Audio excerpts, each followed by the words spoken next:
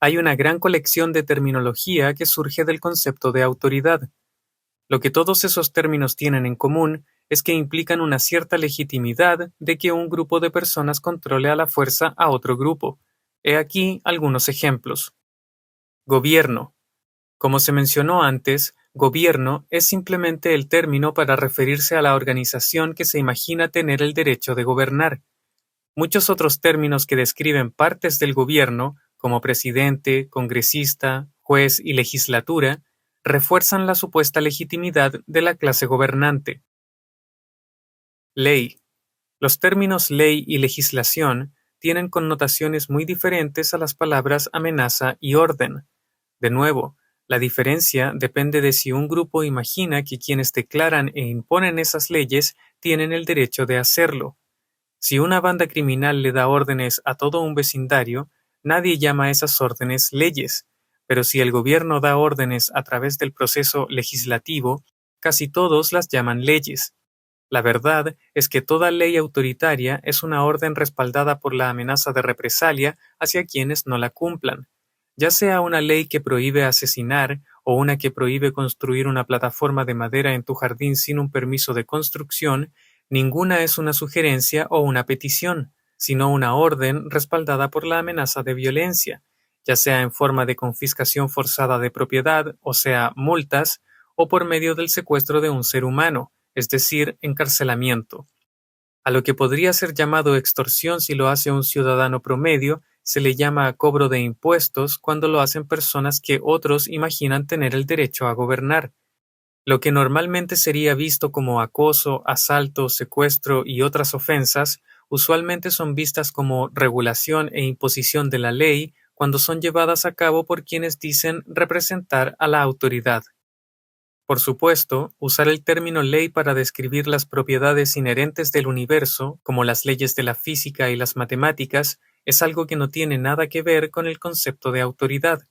Además, también existe otro concepto llamado ley natural, que es muy diferente a la ley estatutaria, o sea, a la legislación.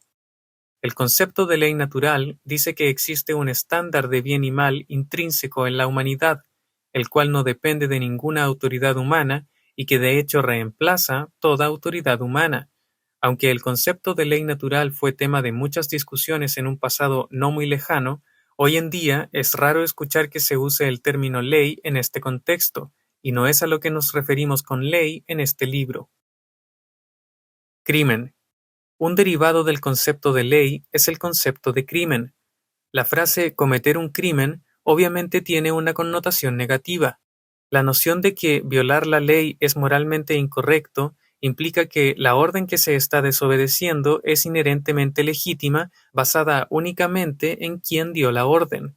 Si una banda de matones le dice al propietario de una tienda, denos la mitad de sus ganancias o le damos una paliza, nadie vería al dueño de la tienda como un criminal si se resistiera a una extorsión así.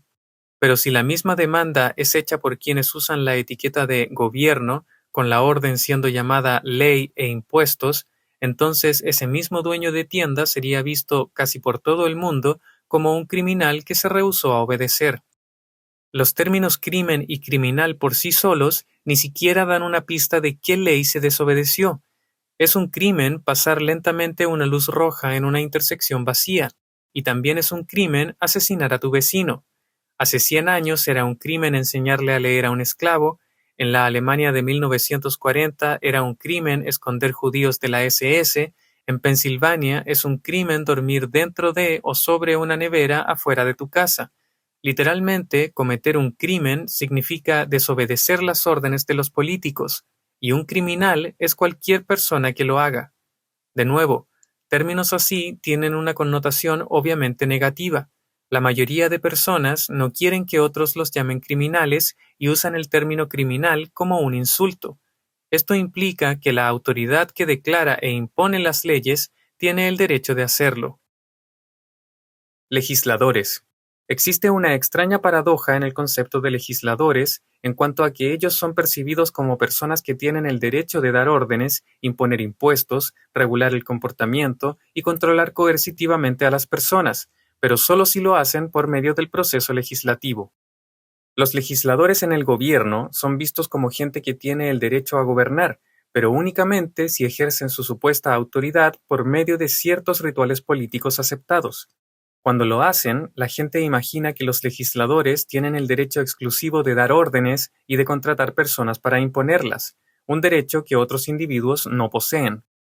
Poniéndolo de otra forma, el público general honestamente se imagina que la moralidad es diferente para los legisladores que para los demás. Exigir dinero bajo la amenaza de violencia es robo inmoral si la mayoría de personas lo hacen, pero es visto como cobro de impuestos cuando los políticos lo hacen.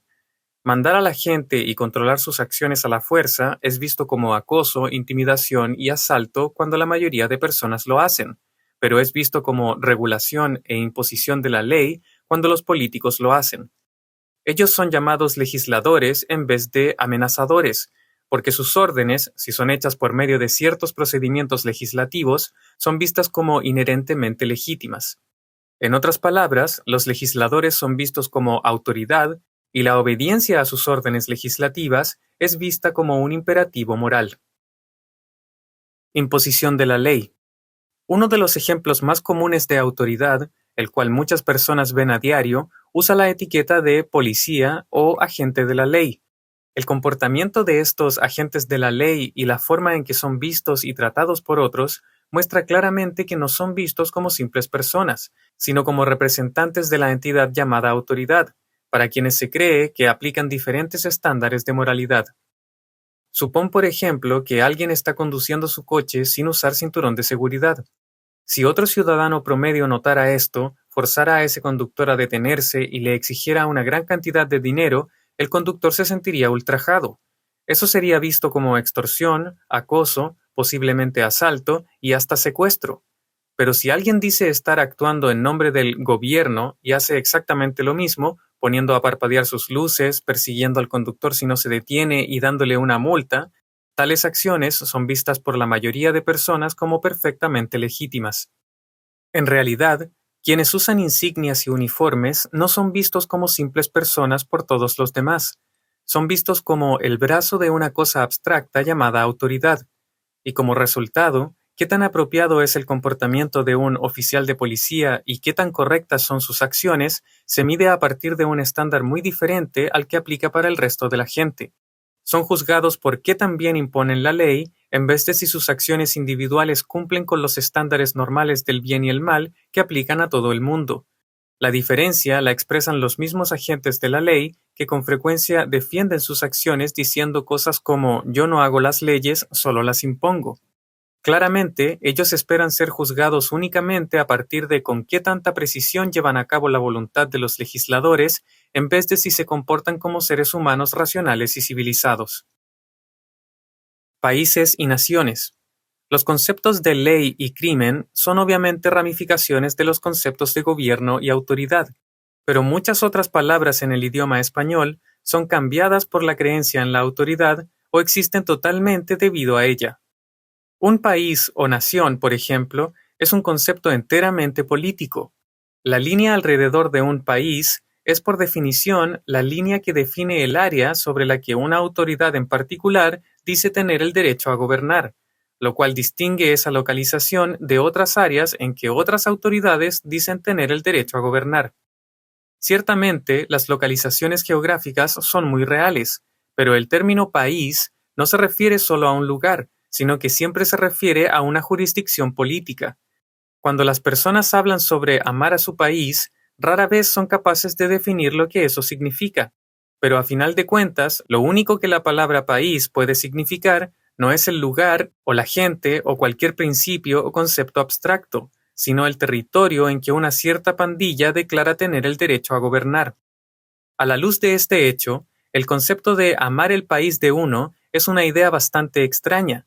Esta no expresa más que un apego psicológico a los otros súbditos que son controlados por la misma clase gobernante, lo cual no es para nada lo que la mayoría de personas se imaginan cuando sienten lealtad nacional y patriotismo. La gente puede sentir cariño hacia cierta cultura o hacia una cierta localización y la gente que vive allí, o hacia una idea filosófica y confundir eso por cariño a un país. Pero al final de cuentas, un país es simplemente el área en que un gobierno en particular declara tener el derecho a gobernar. Eso es lo que define las fronteras y son esas fronteras las que definen al país.